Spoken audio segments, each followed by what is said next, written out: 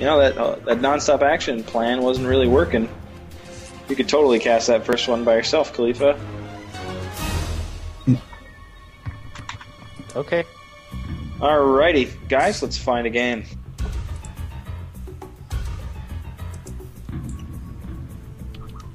And let me change the music here. Get something a little more exciting going on here. How about some Mirrored Theory? They're pretty cool.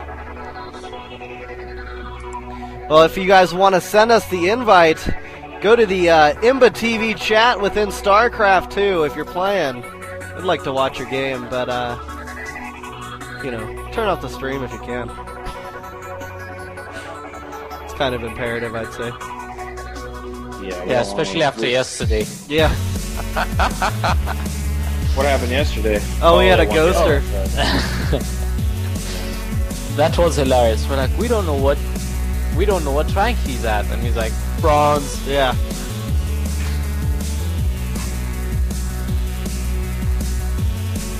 Here's the brackets there.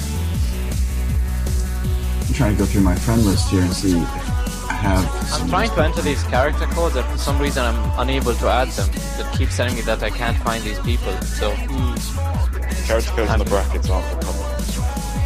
Really? They're just numbers. All the way to 5. Yeah, you gotta. Yeah, you have to click on their. You have to go to. You have to click on the verses, and then you can go in there and see what's up. And let's go.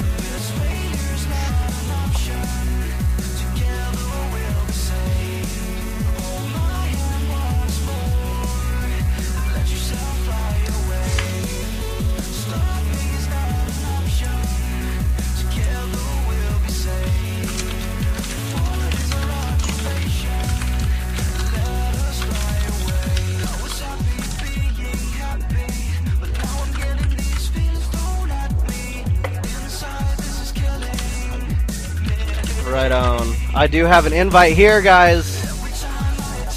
We're ready to get this going, getting it started. I'm joining in on you, right?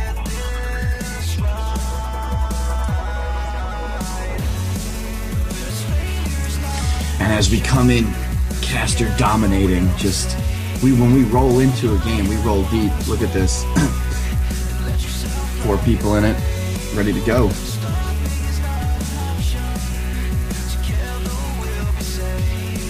They should change their colors, shouldn't they? Technically, they're supposed to be red and yellow, but it's not going to be. It's up to them, not us. I'm going to let them know anyway, just from what the rules have stated. We do have to follow the rules. We are, we do like to be legit.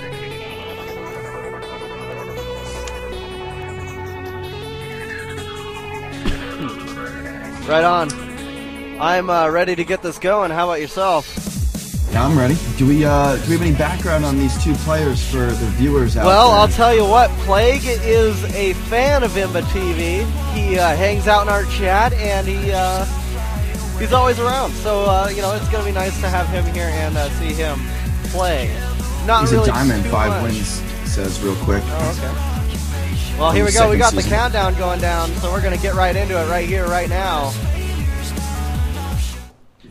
All right, everybody, welcome and thanks for joining us here at IMBAtv. I am MC Duffs, and with me I've got Connected. How you doing, Connected? Doing good. First game of the day. That's right. That's right. For the ESL. So, ZVT match here. And just give me a second, folks. All right, let's go ahead and get into it. Just had to get that scoreboard back up there from yesterday. Anyways, we've got Johan Nick spawning up at the top of, at the top left of this map anyway, as the red Zerg, and down here at the bottom right, we've got Plague spawning as the yellow Terran. Now, if you wouldn't mind, Connected, take it away for a bit. Sure, not a problem. I'll try to unroll these games real quick as they go. We took a quick look and saw Plague, at least on my end, that in the second season he's a diamond. He has 5 wins in him already, so doesn't look like he's put a ton of games out there in the second season this past week. You can see as he's moving forward, he's looking to put the first supply depot down there at the top of his ramp, probably going for, that wall. Smart smart move, in my opinion, against a Zerg opponent. Zerg is sending those Overlords out to get a little vision to the 12 o'clock position, and looks like one going down towards that 9 o'clock. So pretty standard openings. Plague's already sending out one of his SCVs to do a little bit of scouting. As Duff's mentioned, he is a fan of IMBA, watches a lot, so I'm sure he's glad to have one of his matches on, and probably going to be looking to perform pretty well as he gets that barracks down now. Does not look like there is a spawning pool just yet, so probably going to see a hatch go down at the natural pretty soon as Johan Nick is, there it is, as he drops that down. So we're going to see as the Terran walls in and the Zerg fast expands. So no early harass from our Zerg opponent. Now, Overlord are doing some scouting. They're very slow moving. So as of right now, only Plague has noticed the positioning and the fast expand right there, as that SCV is leaving the natural expo, Johanna Nick, and trucking his way back to his home base there. Overlord in the top right-hand position is now moving down to get a little bit more scouting, as the SCV, though, for Plague is taking the tower and getting a little bit of vision. So, pretty standard openings for a ZVT. Production tab, you could see a couple Marines in production. That spawning pool just about coming to completion now, and the natural about 90% complete. Well, it looks like it's been pretty standard, I'd say, so far. I mean, it is a double barracks opening, and that is a standard, kind of rush opening here. And Plague is trying to get this match going, and we'll see if he's going to be able to get the timing right, because this hatchery has just finished, so it is going to be a little difficult. Now he does have the SCV out on the Zelnaga Watchtower, so he will be able to try to build some bunkers. But I'd say this is a little bit late of a Marine push right here, wouldn't you say? Yeah, the thing is, right now you can see that there's already 4 lings out, and a few more on the way. The speed for those lings has just started, so that's not going to really help as much. But with the Queen and those lings, should really easily be able to take these 5 Marines and this SCV down. We'll see. Plague is going to do some scoot and shoot. He takes out one of the lings. Oh, there goes another one. And here comes the bunker. And let's see if these 5 Marines are going to be enough to pay the Bulldog here. They take out the rest of those lings. Only 3 Marines survive, and they are working on that Queen. I think this might actually go through right now, as this bunker, is that Queen didn't pick off that SCV on the bunker. That's and right. Kind of just left it. Instead, puts a few spine crawlers down. My personal opinion, that bunker is going to finish in a second. Those 3 Marines are going to get inside, and it's going to do a little bit of containing right now. And there they are. That's right, and it seems to have worked. And the creep starts to cover the area, and that spine crawler gets canceled. Only 1 spine crawler left for Johan, as he is continuing to pump out more and more Zerglings. Baneling Nest on the way out as well. That did just get placed down. Now this spine crawler will finish up. It is out of range. When it moves into range, these Marines will have plenty of... Oh, no. It looks like the Marines will have to, take off, because that spine crawler will be able to poke at it. Now, at the same time, Plague managed to, or very easily managed to expand, and he now has his command center at his natural, along with 2 bunkers that are near completion and a set of Marines there. So even these lings that are coming across the map, trying to get these 3 Marines, which they will, they're not going to really be able to go in. The thing is, they will get a little scouting information up, seeing 2 bunkers, and knowing that there's the Terran player Plague was able to expand in that. So the thing that once the Terran starts to expand and get the resources in, really could put a lot of pressure on the Zerg player. Agreed. But Baneling Nest, very, very good. Probably going to try to bust that front wall and front door open there. And yeah, it's not really a wall. Yeah, more like, well, I want to say the soft wall, as those bunkers are stacked right now.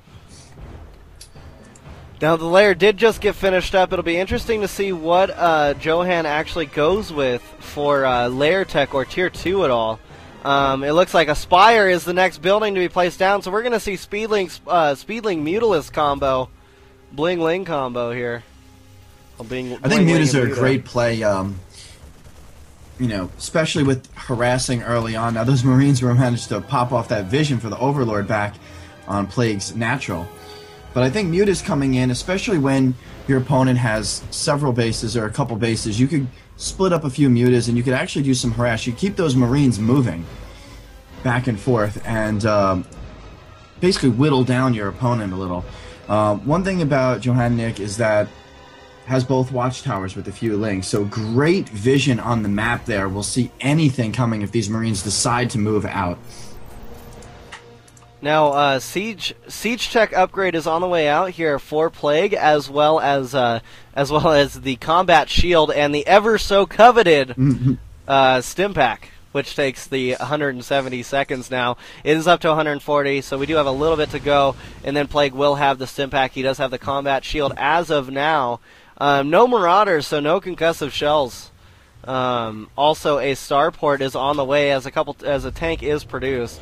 Now there is a third base placed down by Johan at this point, and Johan's going to start benefiting from it very soon. He does have the creep out halfway to that area, so he may even connect the creep and end up taking over half of the map. As this macro game continues, it looks like Plague wants to put an end to that as he is pushing out at the bottom of his ramp and placing down his third base as well. Yeah, now those Marines, as you said with the stim pack, or as I like to refer to them as the Marine steroid combo, all juiced up and moving out, taking this watchtower here, and should be able to see just the creep starting to spread real close. And, you know, at that point you need to be suspect if the creep is moving that fast that that your opponent is going to try to expand again or has been expanding again. So it looks like Plague is going to move into this ramp, but the natural banelings come in.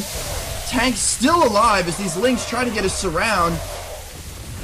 And oh man, those banelings are so mean. You hate seeing that when you go in with all your Marines, and that is no good. It looks like Plague has been brought down to about 6 Marines, and he had close to 40. You know, and the one thing that was given up there is those mutas came in to work those last 2 tanks down, because they did survive a pretty decent amount of time as the banelings kind of hit most of those Marines at first, and the lings were trying to get us around. So now you got to know that you have some mutas on the playing field, and by doing so, Plague's moving those Marines back because those mutas are doing that harass. Man, this is tough position to be in his Plague right now. I'd say so as well. You know, especially with Johan already on this third base and starting to harvest from it with getting more and more units or drones over there, transferring them and whatnot. We do have the third base going down by Plague, but you know what, man? It's going to be so hard for him to hold that third base, especially with that distance that he's going to have to run just to take out the mutes. You know what I'm saying? Yeah, I mean, and you got about 5 mutalisks that were right at the front of the expo there for Plague, just to see if any units were going to move out. And now those could be really used to kind of scout out a little bit or do a little more harass. Now the thing is, really smart move there, picking off that SCV before these missile turrets go up. So that natural, which is so well situated, these mutas are trying to just pick off a little bit, and they could just freely just start going from base to base, except encountering a few missile turrets, and you got to be careful the way you fly those units, because there is still a pretty decent amount of room open to do some harass. And I'm not sure why he's pulling those completely back and letting those missile turrets hit when there's a decent amount of space there by those 2 engineering bays to still work on some of those SCVs. But the middle of the map, look how many lings, banelings,